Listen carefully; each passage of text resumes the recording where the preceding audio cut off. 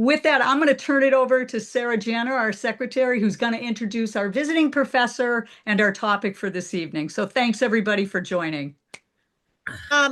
I don't have a huge introduction. I wish I had a grandiose one for you, Diane, but this is our very own member and soon to be vice president of Colonial Rottweiler Club, Diane Voss. Hi. We appreciate you very much for coming and talking to us about pet emergencies. So like, I'm sure everyone has a million questions about what we should be bringing with us on the road, what,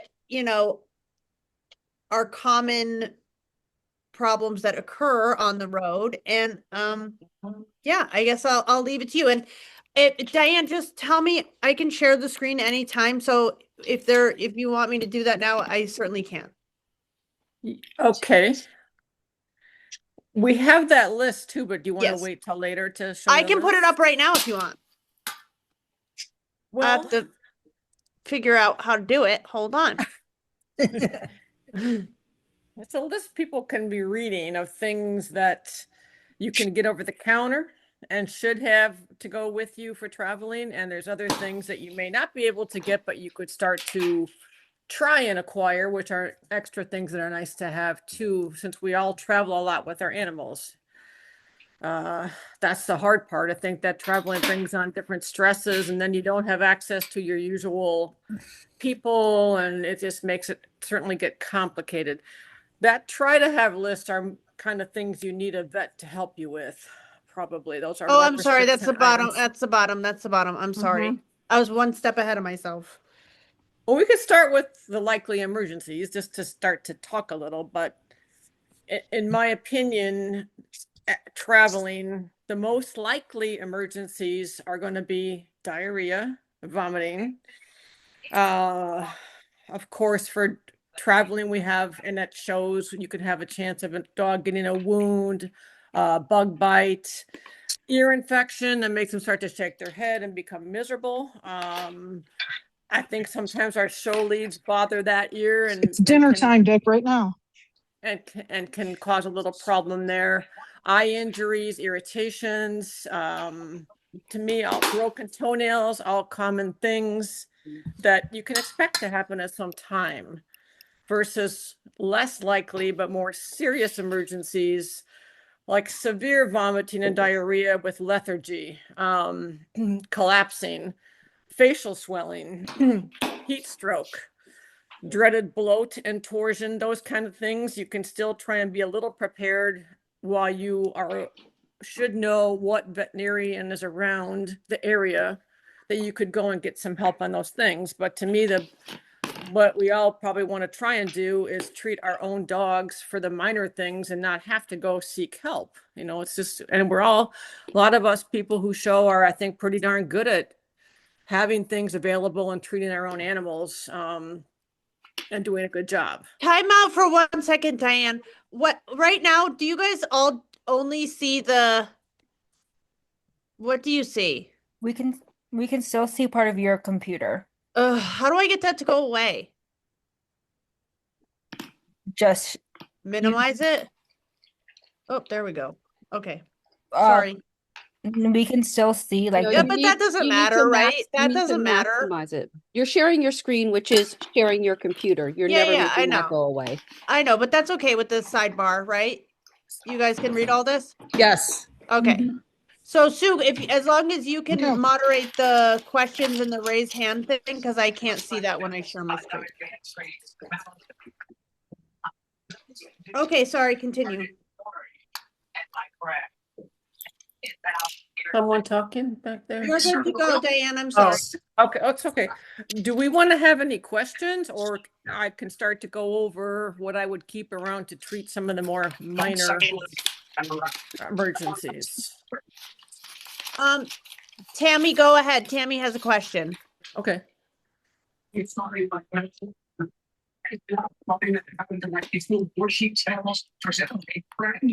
Wait, I can't hear it. We can't hear you at all. I didn't say anything. I'm sorry, it was Tammy Murray. It's picking up your background noise, Karen Bang. You should just auto mute It would be. Oh, Okay. geez. I thought I was Diane. on mute and I'm yelling at my husband. See, y'all should have told me. Kit. Okay, so now I got to figure out how to do that here. Here, I Okay, can it mute was you, on. Karen. There you go. Can you hear me? Now I can. Tammy Murray, go ahead. Okay. So, Diane, just a quick question. Are you familiar with the bloat kit that Dogzymes has I've produced? never seen Dogzymes kit. No, I have not.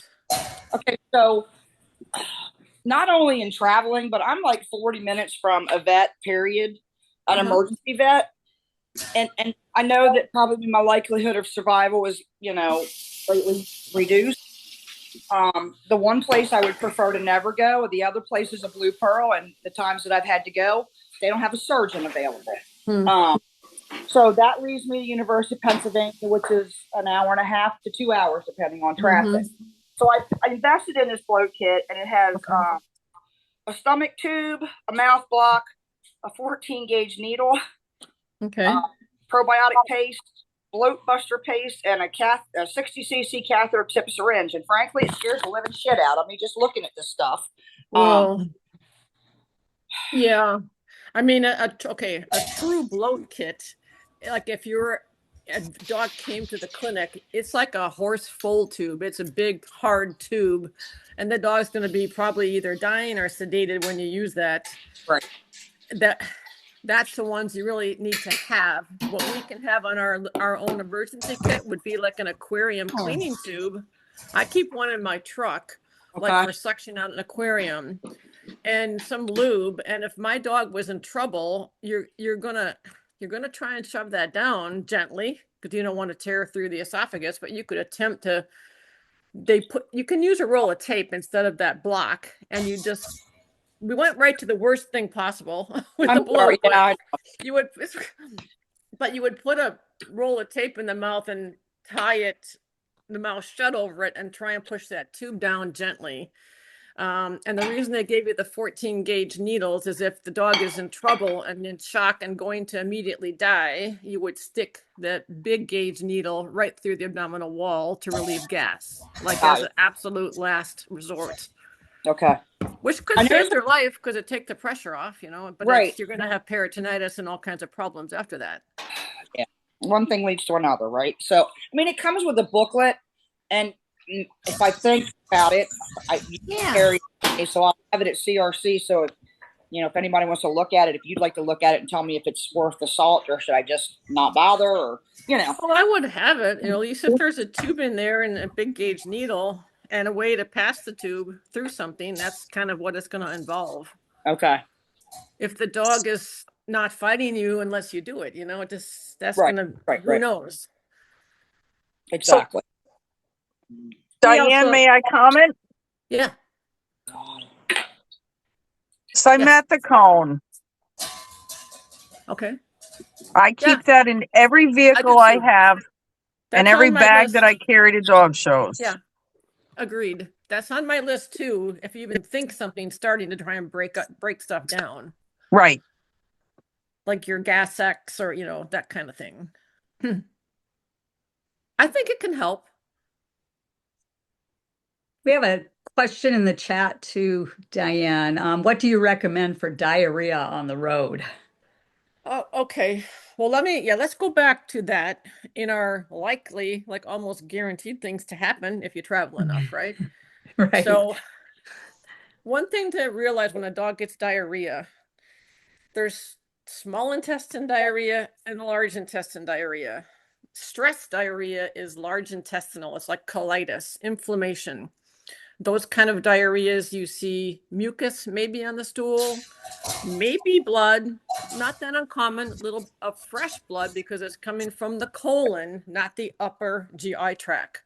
So to me, a typical stress diarrhea, you start to see that a soft stool, mucus, oh boy. To me, I still go old school and I give 1 dose of metronidazole. A lot of the younger vets don't like it anymore, but I think you can stop a problem in the bud. 1 dose, maybe another dose the next day, and the problem's resolved. You're not doing this big giant course of a huge amount, like 500 milligrams for a adult Rottweiler. Another good drug, if you can get it, is Serenia. Yeah. That's the injectable or pill form of a vomiting, anti-vomiting, but it's an anti-inflammatory drug that can help with a lot of things like it's meant for vomiting, but it can help with diarrhea. It can help with inflammation in the chest. This is a good anti-inflammatory and very safe to give. So I would, if any way you can get that, that's a great thing to have around, and also for diarrhea and vomiting. So when you're talking diarrhea, like I had this happen to me once at Purina, I found that it was coronavirus and my dogs got it there. And boy, was that a shocker, because the first sign of that one was acute large vomit. I'm like, this is not good. Like the whole crate was full of vomit.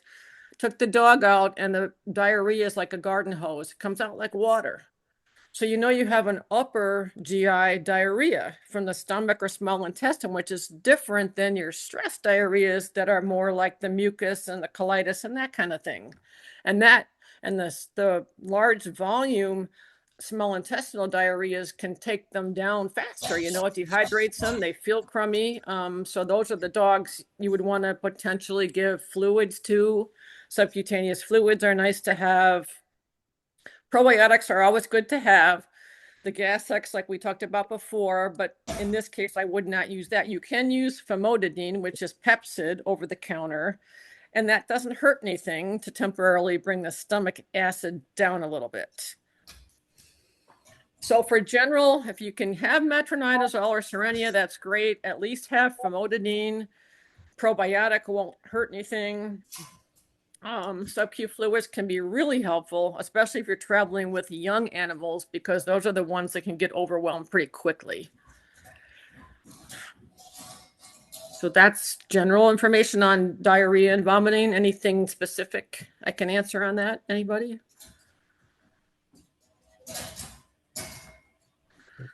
I have a question. I have one question about diarrhea. Obviously, for vomiting, you're not going to feed. So, how much diarrhea do they have to have for you to like take away food? I don't usually take away food for diarrhea. Okay. I might decrease it and not give them a big old meal, but I would like to have something bland. Like if you're home, you might do chicken and rice. Yep. Or the prescription diets like the ID or the EN are great to have. And I try and travel with a case of that too. So if someone just isn't feeling that great from traveling, you're giving them a low residue kind of calm food just to keep something in their stomach. You know, unless they're vomiting, I would still try and feed them with reasonable, really with any diarrhea, especially if they're not vomiting. Thanks. Better to keep something moving through there than to have a totally empty GI tract in that situation. Oh. So we have a question, Diane, in the chat, goes back a little bit. Brian was asking, go back to the topic of bloat. And yes, Brian, thank God if you've never experienced it. What are the early signs and warnings that it's starting? How do you know that your dog potentially may be bloating? I would say the first thing you'd see is you see your dog sitting there and looking, maybe just sitting still and looking upset, maybe standing, definitely potentially drooling, because think about the fact they're getting it's like a horse choking in a way. You're getting your esophagus cut off a little bit. First from a bloat with all the gas, just putting so much pressure on the abdominal organs, and the dog starts to get uncomfortable. At that point, technically, you could give them your Gas-X, maybe past that little stomach tube to relieve gas. The problem is, if the stomach turns, that's when you get into huge trouble, because you've totally taken the esophagus and twisted it off. So you're not going to pass a tube because everything just closed. And the dog will start to quickly die because it can't circulate. The spleen is moved around with the stomach onto the other side of the dog. So the vessels are compromised. And that's when you get into just such a serious emergency and basically have to have surgery if you can get there fast enough. And a dog that's been tacked, if he's had his stomach tacked with a gastropexy, he can still bloat. He just hopefully won't tors. So bloat is just filling up with gas in the stomach. Torsion is the twisting, which is what they die from. You can have a lot of gas in a big full stomach, and if as long as you can relieve it, the dog is okay. It's the torsion. Did that answer? Brian, you good with that? Thumbs up? Thank you very much, Diane. Great, thank you. No other questions right now in the chat. Okay. Let me move on to another, to me, a common thing, ear problems. Again, the dog is at a show, of course, and you go around the ring and they start shaking their head. Like, what just happened? Because that quickly they can get a little irritation in the ear canal, especially I think when we have the leads up high on that right ear, it can irritate the canal. So if possible, it's nice to have ointment like Animax, the basic, nothing major, like no Genison based ointment, something just basic like Animax Panalog that you can put in the ear will soothe the ear. An ear wash you could certainly bring with you, but I think I found a lot of clients like to just try to repeat washing, and I think that can just start to aggravate the ear to keep doing it. So maybe one time you put some ear wash in, rub it, let them shake their head and wipe it out the ear. But I think it's great if you can have some kind of ointment just to soothe. And then ointment's also good for minor wounds and abrasions, that kind of thing. So along with ears can be eye irritations and eye injuries. So an irritated eye might discharge more, a little extra crud in the corner. So for that, eye washes, you can use human eye wash. You can use lubricating drops like for dry eye. That brand, Vetricin, makes some eye gels you can put in the eye, and those are all over the counter just to help soothe it. The time to be more of an emergency is if the dog is seriously squinting or can't open the eye, because that's the first sign of pretty major pain and probably more of an ulcer. The vet's going to go and put a stain in the eye and see if there's an ulcer on the surface of the cornea. But you will not hurt it to use your lubrication and washes, even if there is a more serious injury there. You just do not want to put those eye drops with cortisone in if there is an ulcer. And I know a lot of people keep that around, especially with like chows and those kind of breed, because it clears up the eye if you put the cortisone in there, but you have to be careful with that. Not used too indiscriminately. Any questions about ears or eyes?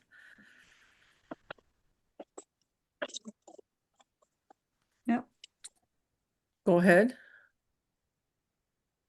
Can I go ahead? Yeah, I think so. Okay. Another problem can happen, broken toenail. Just, it happened to my dog. I saw it. I witnessed it. I would never believed it was possible. He was coming off a cement edge, and there was a line between the cement blocks, and I saw him get his toe in there and break the toenail. I'm like, you got to be kidding me. So it was halfway off, bleeding all over. Of course, it hurts. Imagine having your toenail hanging. So those, ideally, you're going to try and get that nail off there. But it's good to have with you some styptic powder to stop things like that from bleeding. A little hint, if you're ever working on a toenail on a dog and you're like, has some bleeding, I can't even get this to stop. Easy enough. What? You can stop any toenail from bleeding if you take your fingers and squeeze the nail from the side hard right here. You can dab it and put your styptic on. It will stop a gusher. So you just have to know that pressure on top to bottom will stop it from bleeding long enough to cauterize it. Like when we used to do show cuts, which were brutal, you could have a dog under anesthesia and literally cut their nail off, which would make like a fountain of blood. Squeeze it, dry it, put your styptic on there, hold it, and they did not bleed. Absolutely never bled. So you just have to get it to stop long enough to do that. So, wow. So that's the things I had come up with, which to me, you will probably encounter something like that. Wounds. be ready to stop bleeding, do some cleaning. You can buy over-the-counter wound wash would be good to have. By the way, always nice to have in your emergency kit a headlamp so you can put on your head and see what you're doing. Maybe you have no one to help you hold lights so you can actually see and not be trying to. It's just great to have so you can get a good look at whatever it is you're doing. So you're cleaning a wound, you might want to have some clippers and some wound wash to clean it. Any kind of bleeding, you probably don't need a tourniquet unless it's like horrible. You're going to probably just try and find the source and put some pressure on it until you can get bleeding to stop or slow down until you can see what's going on. I mean, that's what we do. You have to just find out where it's coming from and control any bleeding, and then worry if you need to go get stitches or, what you're going to do after that. And then have bandage you can put on temporarily. Diane, Jeannie has a question. Okay. Back to the broken nail. Mhm. I had a dog who would split her nail all the time, and I used crazy glue. Is that okay? My vet was like, "That's genius," but If I you worried can get about it to work, I mean, anytime, really, if you have fragments, it's a problem because it's going to keep breaking apart until you can get it flat, like pretty close, or pull the nail off. So there's no great answer. If that stops it from bleeding and makes it feel better, you could try it. I would None of crazy that glue stuff and take a works, piece though. of tape and tape it, and a crazy glue would keep the tape on there long enough for that nail to heal and come out of the bed before the split Yeah. continued. I just want to, I continue And to use that method. as long as you're not sealing infection in there. I mean, and anytime Oh, a nail gets damaged, that is a chance you take, and you got to watch for that, like the toe to swell up and say, "Uh-oh," it happens. See, that's the things I don't think about. Great. It can, but you just watch for swelling at the base of the nail. Say I think I might be getting a problem up into the toe, then you're going to need some antibiotics. There's nothing else you can do. Soak it, reopen it, get the crud out. You don't want to create an abscess either. Right. Thank you. Ideally, you take the nail off. You do a quick cut and you cauterize it. But that's if the dog's awake and the nail's on tight, it's pretty painful. So without sedation, I would base my decision on doing that. If the nail was at all loose, I would probably do it. If it was not loose, I would not do it without sedating the dog. You're just going to end up with a problem. Looking at the list too, something that I see is there's the hydrogen peroxide. That's good to have around in case you had to make a dog vomit. It does work. It's not ideal. It can cause irritation to the stomach, but it's something you can have and usually works. So it gives you something if the dog just ate something that's not sharp or going to be dangerous to vomit and you want to get it back out, that I would have that ready so you can act quickly before whatever it is they ate gets further into the system. How much hydrogen peroxide and how do you administer it to make them vomit? Honestly, I figured out the dosage, and it more or less when you're already upset on an average adult Rottweiler, I take the bottle and put it like a couple swigs and make them swallow it. And that adds up to about the right amount, like a couple, just what you can get them to swallow for a couple times.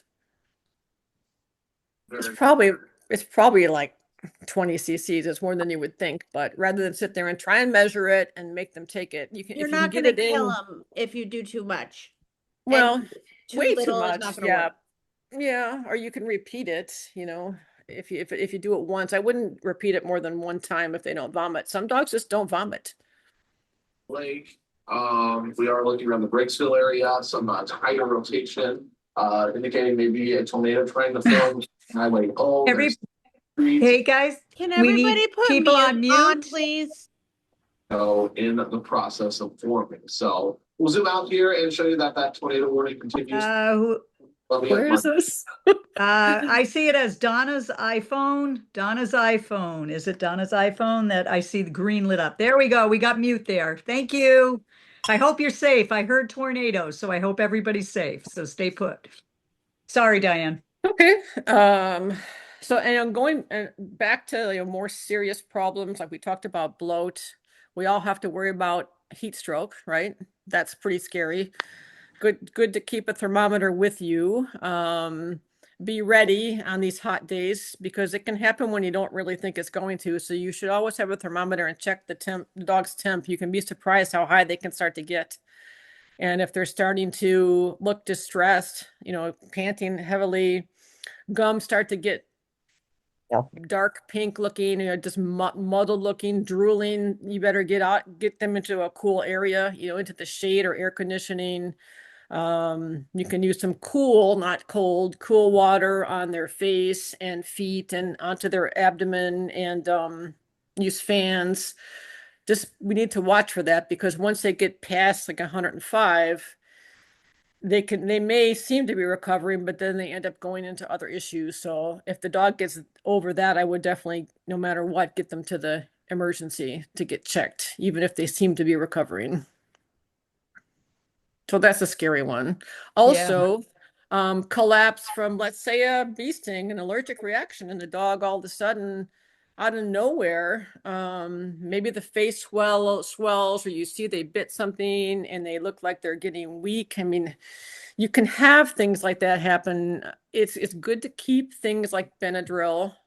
Obviously, if the dog is collapsing, you're not going to do that, but for reactions to insects, it's nice to have plain Benadryl around, and you would give 50 to 75 milligram. Well, Benadryl is going to be in 25, so you would do 2 or maybe 3. I wouldn't do more than that to try and stop an allergic reaction, but Benadryl can be pretty effective, especially if they're just like rubbing their face, maybe getting some hives. So you're like, uh-oh, something stung them or did something. I would go ahead and do that. And then if you go to the more advanced emergency kit list there, if you have things like you can have epinephrine, you can have an EpiPen in there, you can have dexamethasone if you can get a hold of some of those things, are just nice to have in case you really had a serious quick emergency. And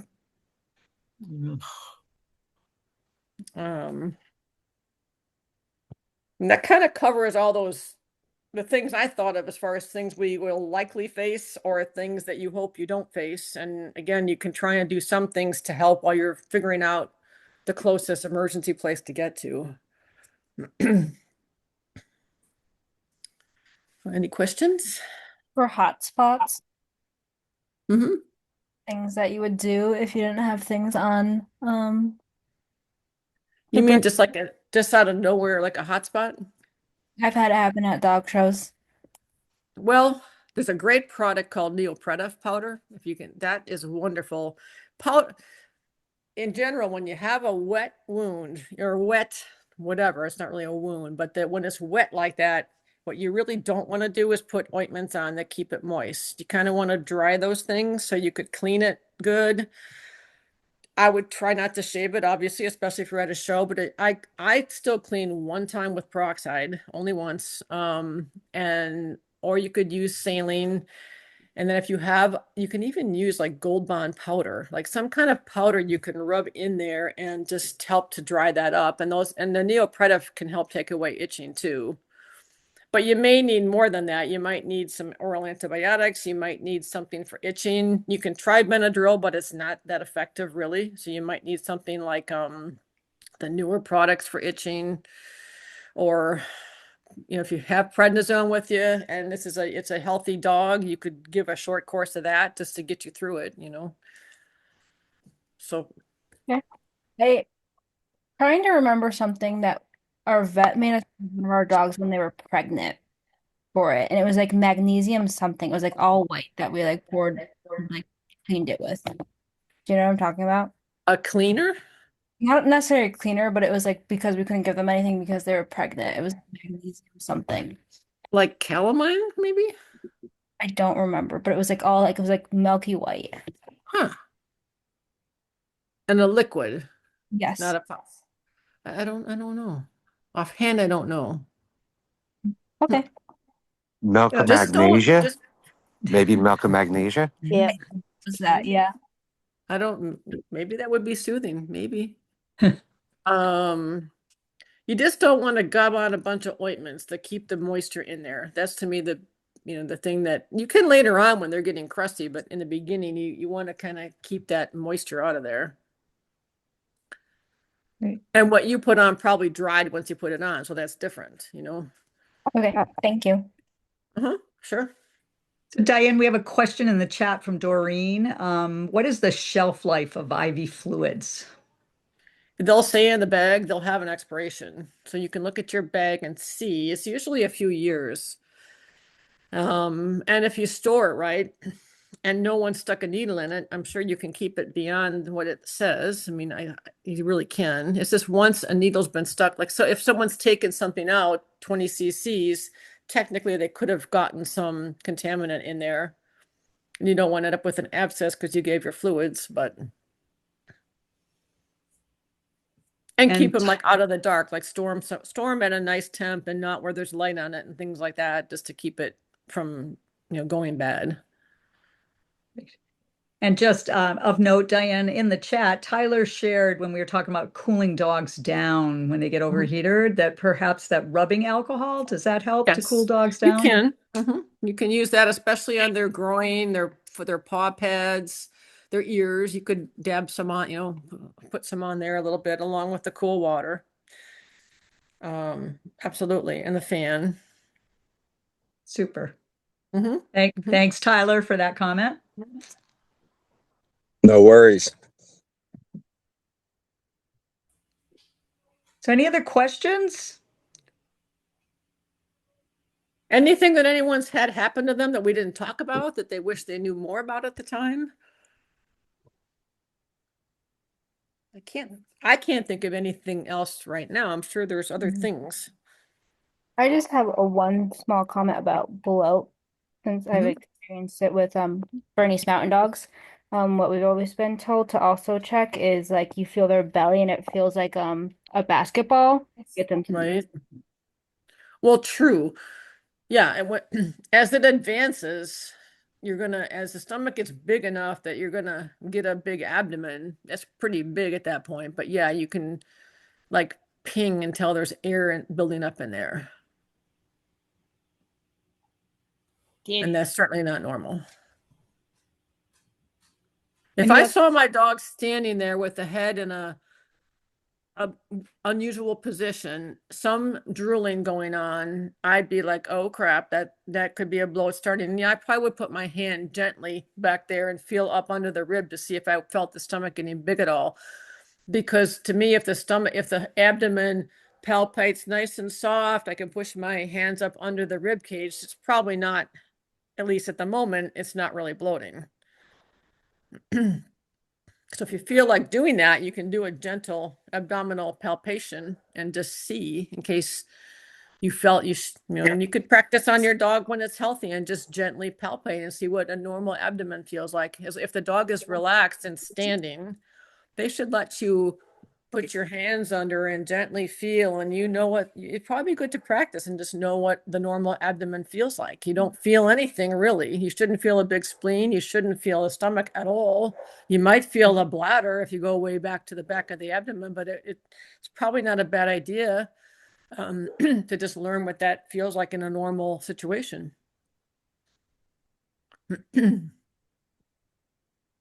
Yeah, but question in the chat as well, Diane, about water toxicity and what to do for that. I'm not sure what the question is saying, like if you've been drinking salt water and then come in and drink too much water after swimming. Yeah, Donna's iPhone. Who is Donna's iPhone? If you want to chime in. This is Donna. There we go. We sell very quickly. Again, pretty much getting on the Trying to get back to the video. Right now when it comes to okay, we lost that. Let's move you to never want to let a dog drink a whole bunch of water at one time. If I see someone doing that, I'll pick the bowl up and say, hey, what's going on?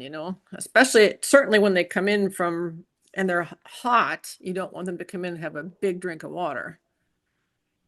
Small amount at a time, but water toxicity sounds more like if the dog has been swimming in the ocean, drank a bunch of salt water, and then gets a true toxicity from that, that's different.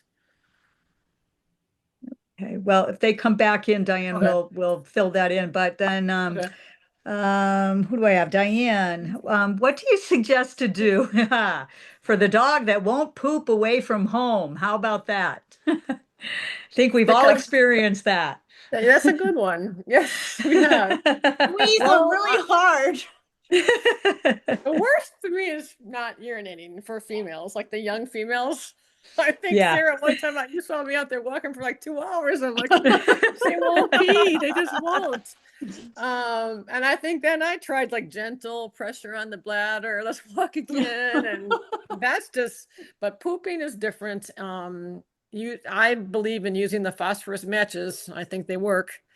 So could you explain that to some of the newbies that may not have been around when we first talked about phosphorus matches? So matches, the wood matches in the little container, I keep them in the door of my truck. And if someone really won't poop, especially like your first day on the road, I take 2 matches, I moisten the end and stick them inside the rectum, probably an inch.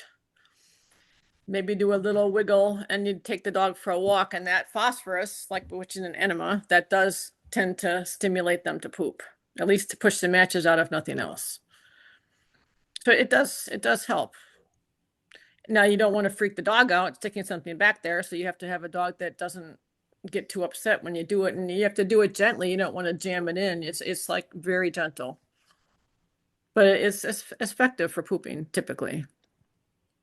Thank you, Diane. And it doesn't cause diarrhea, it just gets things started. Extended in some fashion for Madison and the eastern portion of Dane County as well. Kevin? Donna's iPhone, you're talking to us again?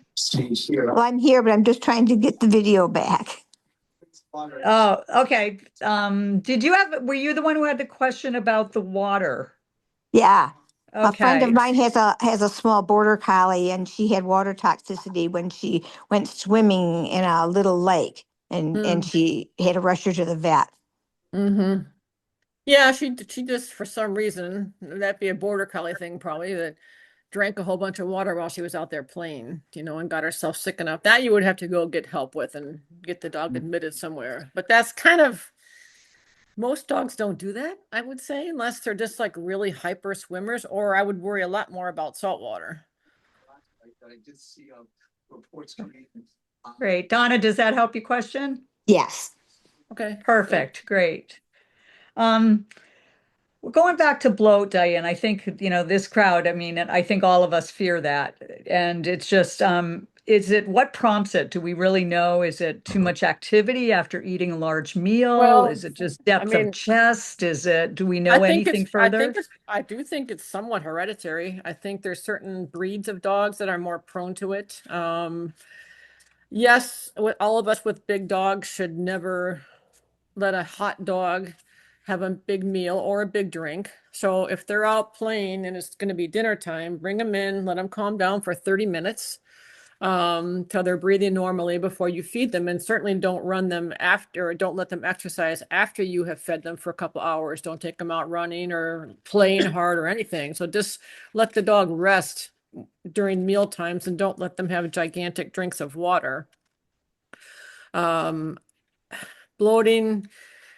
I had one of my dogs spayed recently that had I did a laparoscopic spay, which was nice because it was easy on the bitch who was older. And the surgeon says, "Oh, you want me to do a gastropexy on her?" And I'm like, knock on wood when I say this, I have never had that happen to me. And I am personally a little not thrilled about having them tack my dog's stomach into one position, because that can cause problems too. So I made the decision not to do it. Maybe I hope I was right. I just didn't want to cause her discomfort or problems. And I just don't think it's a big particular issue that I'm at least in the dogs I know. I haven't had that problem. If I had a Great Dane, yes, I would tack its stomach. I would. But did that answer the question? did I get off the subject? No, I think Kristen had asked it. Kristen, are you good with that? Kristen Holden? What? I'm not sure I really answered the question.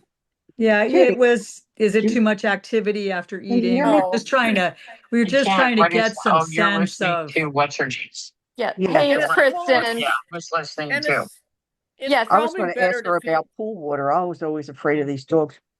Weather. Right. I was always afraid of them getting too much pool water.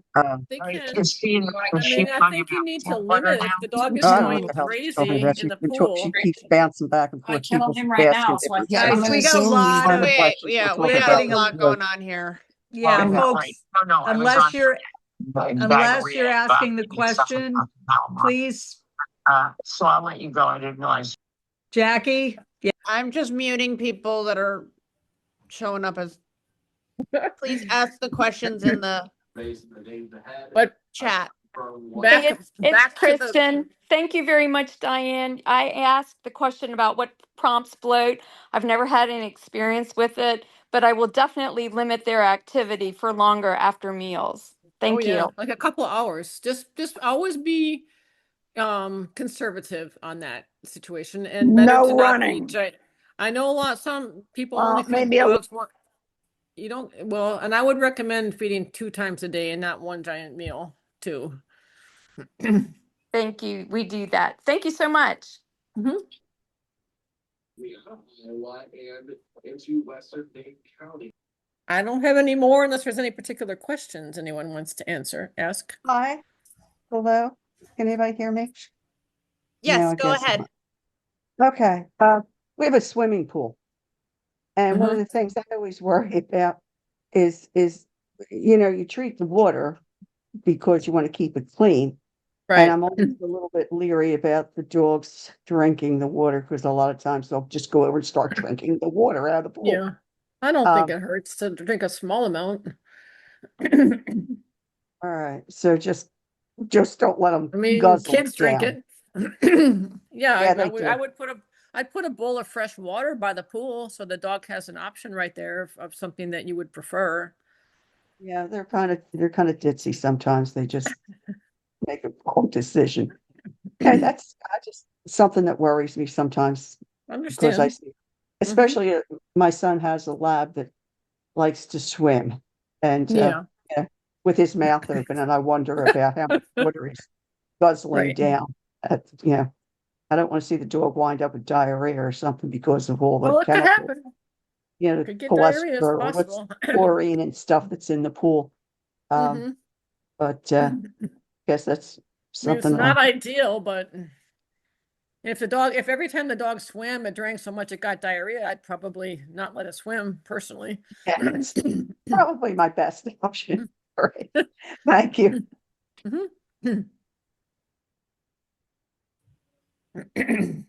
Okay. Okay, I have a question, Diane. I have 2 questions, but I'll just do one at first. So when you're on the road, and so I just keep coming back to thinking about how you said when you were at the show and your dogs picked up corona. What is the best way? I mean, there's obvious answers to this, but like the best ways to keep our dogs from, how much cleaning should we be doing, like reasonably, like how far away should we be staying?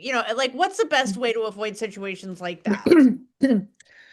Well, keep in your vehicle something like the rescue you can buy, the rescue disinfectant. Yep. If you get a gallon, it is better because you can dilute it and put it into spray bottles. Yep. I keep a couple in my van, and if I'm really in a gross place, I might spray the dog's feet, but I definitely spray my shoes before I get in my vehicle, and I spray my hands with it and wipe it like all over the place just to try and disinfect before I'm putting something in the car and taking it with me. And when you're walking the dog, try not to let them sniff. And, where people come right outside the doors and everyone's peeing and pooping, like a Royal Canin, and go out and it smells like pee. I mean, you can imagine the kind of stuff that could be in there. It's just going to take one sick dog to have that virus in there. And then you can't really avoid it, and it's super contagious. So I just say, I try and now head up, walk with me, go somewhere as far away as I can where everyone hasn't peed and pooped. But you can't totally avoid it, you know. I mean, when I came home with it that time, I realized it was Foxy. She got it first. She vomited and then had the bad diarrhea. I'm like, oh my God, it was the last day of the show. I was heading to my parents' house for a week. I thought they don't have dogs. I thought, good, I can ride this out. And by the time I go home, it won't be a problem. I had 3 dogs with me. Well, the next 2 got it. We're getting better. By the time I got home here in Florida, I took the dogs that had been at the show in the back side of my property. I brought them into the far side, and I did not bring them through around the other dogs. I changed all my clothes. I had everything I could, and I think every dog I had here got it. And went quick. I'm like, God, that thing is just miserable. I just had to get through it, and everybody got it. So some stuff is hard to control. It's scary. And look at the dogs recently that have died. There was a Borzoi down here that 2 of hers died after getting some respiratory thing at West Palm Beach. I have a friend that got a bunch of that lives in Florida that a bunch of her dogs got really sick recently. Yeah. To the Great Dane that died last year after going somewhere, and it's, you know, you just have to. I almost lost my dog Flash. He got pneumonia after Lexington the year before. He got kennel cough and was doing fine. I had him on doxycycline. Didn't think that much of it, and I came home from work and he was on the ground with his nose pointing up, trying to breathe. I mean, that's like the death sentence. I'm like, oh my God, and it was vomit all over the place. I'm like, what the hell happened? And he had aspirated the vomit and he had pneumonia, and it happened so fast. I don't think there's a thing I could have done about it, and thank God I just hit him with every antibiotic. I gave him horse doses of stuff. He had a fever like 105. I'm like, what happened? But he pulled through. But I'm lucky, and I'm lucky. Like that night, I could give him all kinds of stuff because that was so scary. Like it makes me nervous going places now. There's some bad viruses out there. Yeah, so folks, we're gonna, really pick up after your dogs everywhere, remind other people you forgot your bag here. I have an extra one for you. Give Sick each other dogs. space. Yeah, keep, Well, people, we love and- our dogs. Don't travel your sick dogs. Tell your friend, don't travel no show's worth it. No show is worth it. And I also figure when you come out of the buildings, right when you come out is probably where the dogs are going to run out that had diarrhea. So like, don't let your dog stop there. Like, keep moving. Get away from the building at least where maybe someone came out and had diarrhea, because watery diarrhea in the grass, you can't even see it. It's just going to disappear. So you don't even know it's there. Yeah, can't pick it up, that kind of thing. And You with can't that, pick it up, and Doreen, you can't even see it. yeah. And Doreen asked, how quickly would you treat diarrhea? How fast do you treat it? First episode, first bout, but I'd rather quickly? treat early. Like again, I do right away. If I see mucus on the stool, I just give 1 dose of metronidazole, and maybe that's all I do. And I think it turns it around real fast. Maybe the next morning, and I'm done. Or Serenia. Maybe that day I feed them the EN or the ID bland food, and I'd rather stop it because for sure those things can escalate, and that's when you end up getting bad diarrhea and bad mucus and bad bleeding in the stool and that kind of thing. Diane, I've never heard of, I think it's super interesting, the Serenia for diarrhea. I've never heard that. Is it the same dosage for diarrhea as it is for vomiting? It's just consider it. It's an anti-inflammatory for the GI system. It works for chronic coughs. It works for asthma. It's an interesting drug. Collapsing trachea in toy dogs. It helps treat that. It's really amazing. By the way, Adequan treats collapsing trachea also. So that's a cartilage product. I love Adequan. I think that's a great drug for dogs. Me too. With the what? Adequan is a wonderful drug for. They came right to the office and dropped the check off. Who is not on mute, Sarah, that you could tap on mute? I'm muting people as we go. Okay.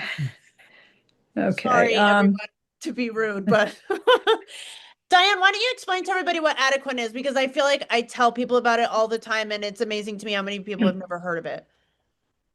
It's a it's a drug it's an injectable drug that was originally made for horses.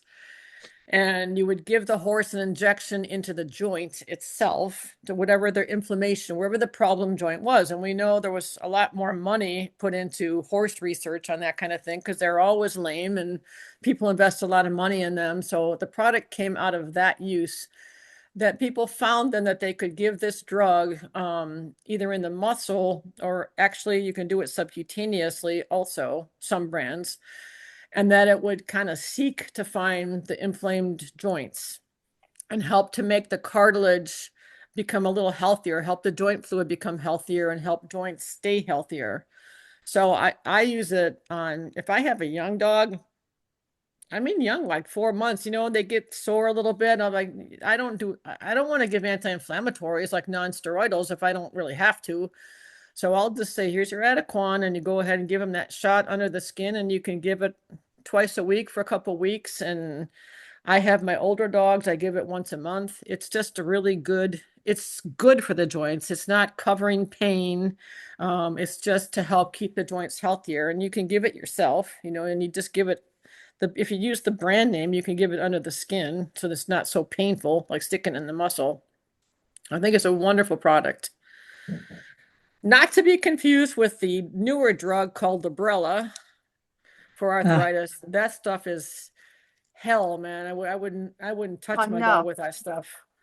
So I had someone asked me a question. Someone sent me a message to ask you about Librela and I kind of was like, well, we're trying to do emergencies, but now that you brought it up, maybe briefly. No, I don't like it. Yeah. Okay. It stops nerve growth. So it doesn't, at this point, it does not stop just the nerve endings in the sore spots. It just kills them off in the whole body. So it can cause dementia, paralysis, lack of bladder control.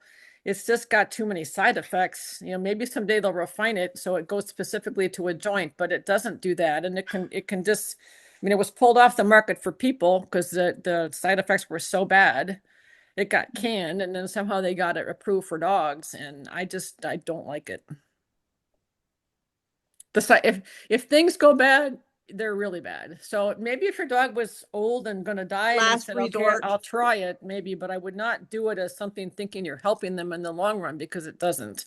That would be more something like Adequan, which is going to be, the goal is going to be to have healthier joints, and you're not going to hurt them with that. So Diane, we had a question about just getting a copy of your list of reference and stuff. Just wondering if perhaps we can put Sarah, you typed it out, so you can. Yes. Okay, we can post that then. Is that okay if we did that? Okay, yes. How about that? Tyler asked, and this is a question in terms of just cleanliness and hygiene. When judges want to put their hands in your dog's mouth, how do you politely tell them not to? What do you do? I mean, it's a concern when you see them go from mouth to mouth. I think, I've seen less of it, but it's still out there. Yeah. Politely, you've shown for a long time and stuff. How do you address that? I don't know how you do it if you've got an older judge that you're going to offend. You got to do what you got to do. If you don't want your dog to get sick, but you probably aren't going to win that day if it ticks them off. That's the way that goes, right? Yeah, Laura actually chimed in and just said she starts first and just says, "Allow me." And I think most handlers probably do that, is as they come in for the mouth, is just get started. Allow me. Did you see everything you need to see? Kind of thing. So yeah, that's a tough one, Tyler. I'm sure you can come up with a very politically correct way to do that. But I did just go to Judges Institute recently, and they talk a lot about checking dentition, not just for Rottweilers, but other breeds. And they say, Casey very much says, do not put your hands in dogs' mouths. Allow the handlers to do it. If you cannot see, then tell the handler, I can't see this, open again. So they're trying to get the word out. So let's see what we can do that with to help them out there. I do think there are some kind of scarier viruses out, it seems lately, that used to be you thought, okay, I got kennel cough at the dog show and you got to just deal with it. And now it's like, my God, is someone going to all of a sudden try and die on me? You just don't know. Yeah, a very aggressive kennel club, kennel cops we've seen up this way in West Springfield, these show sites, so many shows. But another question, just kind of off as things gotten in bed, Anne asked about what kind of concerns should we have with bird feeders and seeds and critters around? Do those critters bring outside where dogs are and stuff? I refuse to have. I like birds a lot, but I refuse to have a bird feeder where my dogs can go. I just don't want them scrounging underneath those birds. Yeah, I think it can definitely bring some diseases in. As I say that, I have a Chihuahua that goes out into my chicken coop. And I see her out there eating stuff. I'm like, well, you haven't got sick yet. But at least that's my birds though versus wild birds. I mean, if I wanted to have a bird feeder, I'd put it in a part of the yard the dogs don't go. I just think it's smarter. Plus, you don't really want them eating all that gross, moldy birdseed that can end up on the ground. Exactly. Do we have any other questions or comments? I got a quick one. Diane, this is a question that we had as a group when we were planning this, and I'm trying to win this. If you had to bring one thing with you, you got one thing to bring with you on the road for the safety of your pets, what would that be? You mean one medicine? Just one thing. One thing. Like a medicine or a piece of equipment or something. Equipment, medicine, whatever you want. How about a shotgun? Yeah, there you go. So I didn't win. That's not what I picked. Sarah, your idea was really good. Sarah said a thermometer. If you had one thing to bring. No, I know it. I changed it. I changed it to the IV fluid. The the IV fluids. Okay.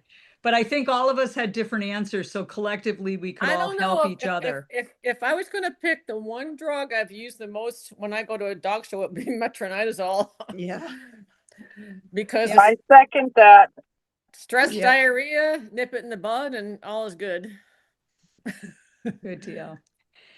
And hopefully, guys, we'll never need this, but at the show site in Palmyra, our show chairs, Laura Wells and Jody Krim, they have the information for the emergency vets in the area. They are going to contact them just to make sure, hours, that kind of stuff, that we have that accurate. Hopefully, nobody has to make a visit anywhere, but that information will be available to everybody in judging program, and then either posted in the building, but always with someone at the table, we will have that.